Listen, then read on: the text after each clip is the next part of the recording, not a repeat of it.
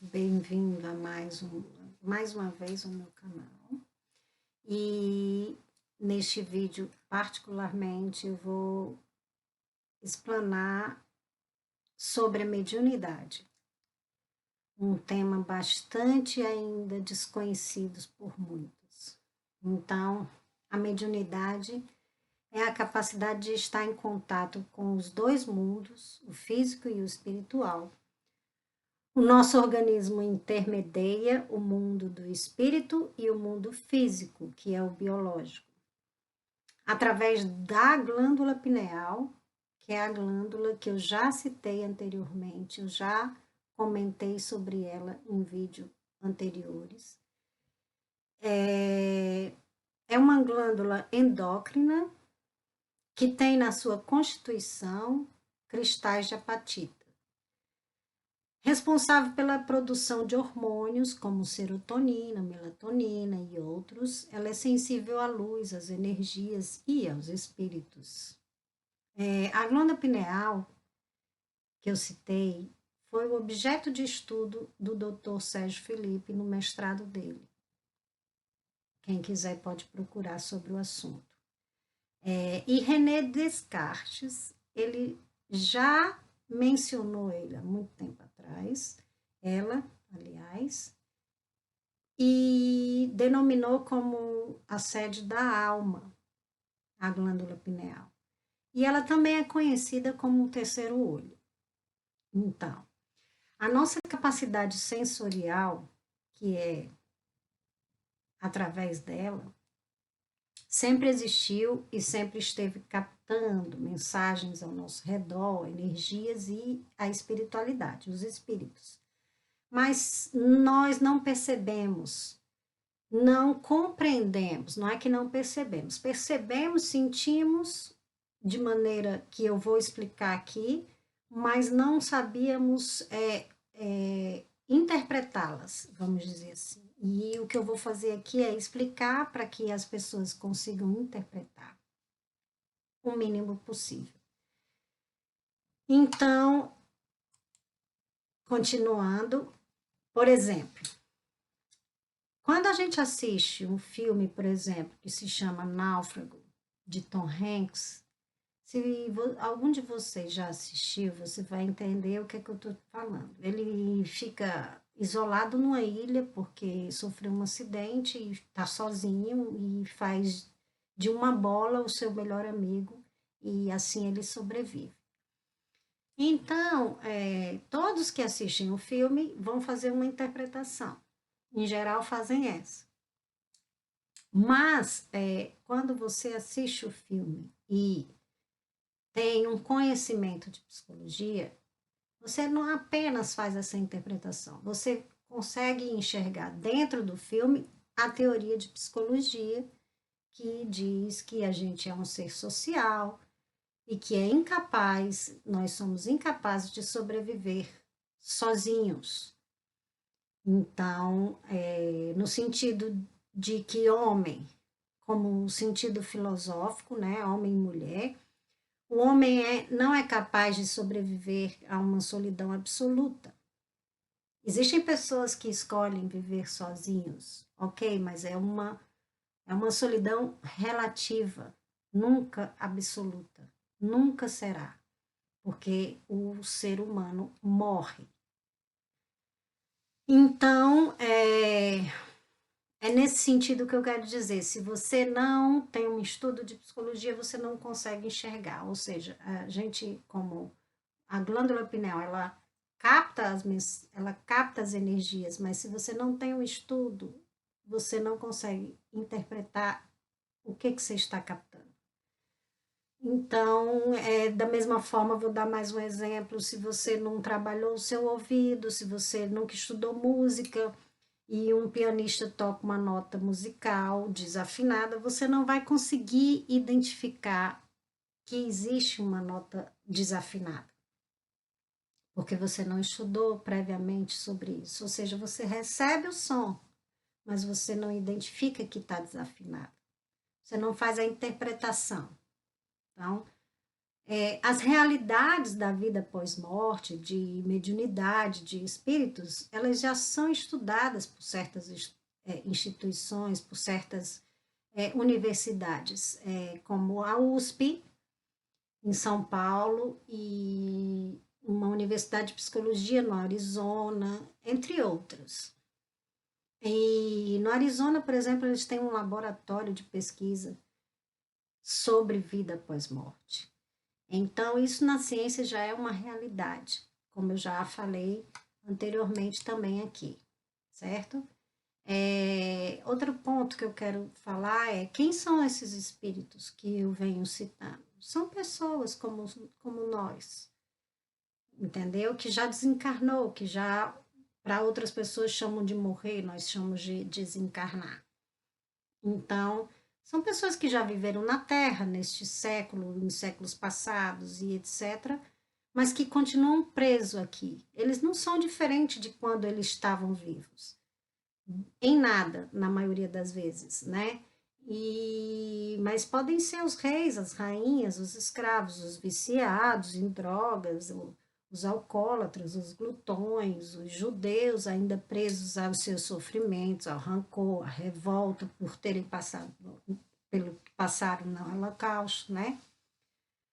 Os nazistas que provocaram essa atrocidade, vamos dizer, né? Ou seja, pessoas que, de uma forma ou de outra, ainda estão presos à matéria, às suas doenças, né? São esses os espíritos. Ou, então, os espíritos que já foram, já viveram na Terra, como Madre Teresa de Calcutá, como Gandhi, espíritos de luz, que a gente chama, né?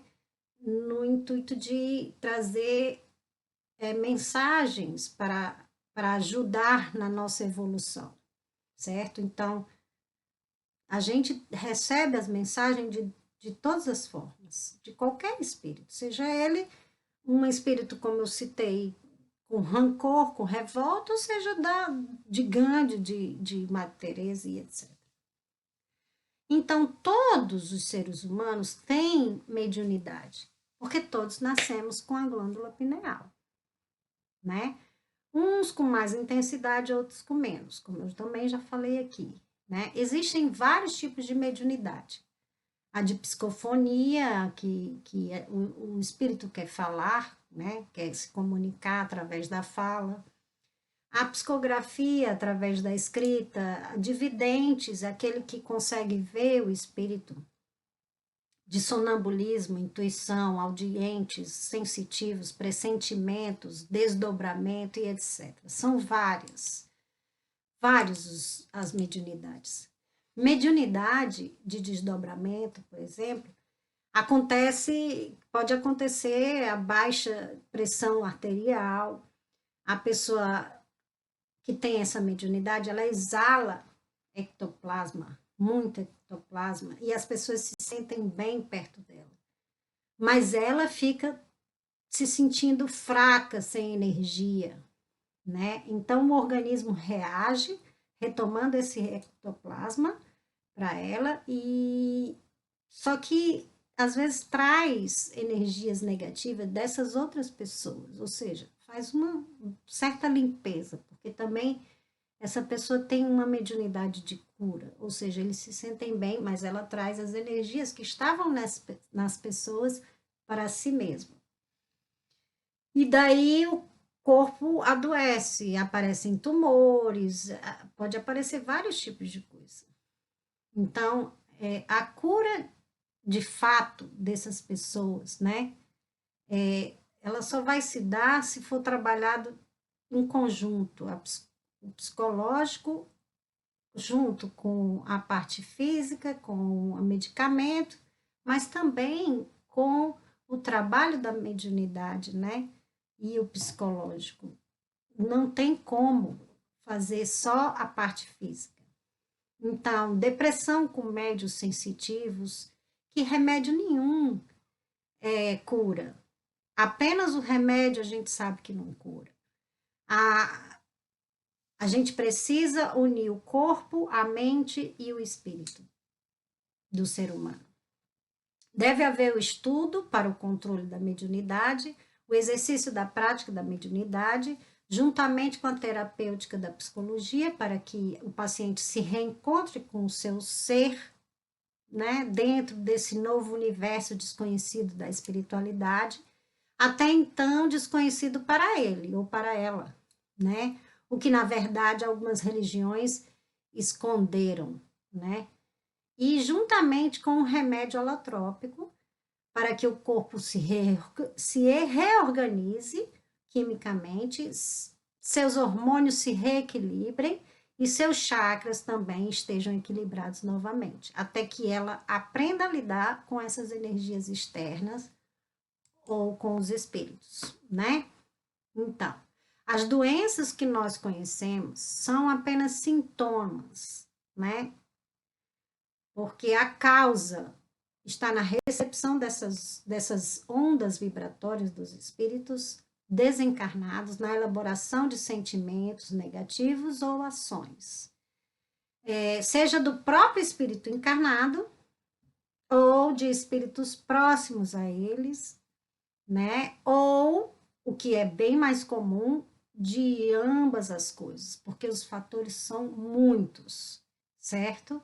Então, fatalmente, quando você está também dessa maneira, quando o seu espírito, você aproxima-se de irmãos se aproximam de você com a mesma sintonia. Então, isso se dá, seja por causas de vidas passadas, pensamentos dessa vida ou de vidas passadas, ou repetições de pensamentos negativos ou de erros de ações dessa vida ou de vidas passadas.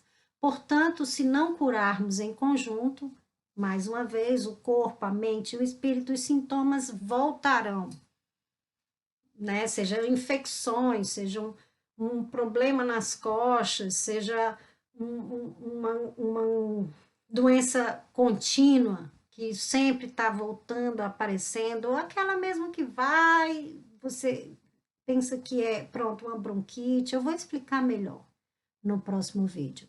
Então, o nosso organismo é sensível à luz, ao som, e tudo provoca emoção, enquanto onda vibratória mecânica. Porque, por exemplo, os tímpanos vibram quando ressoa, quando alguém toca alguma coisa, né? E ressoa no espírito e vice-versa, no físico.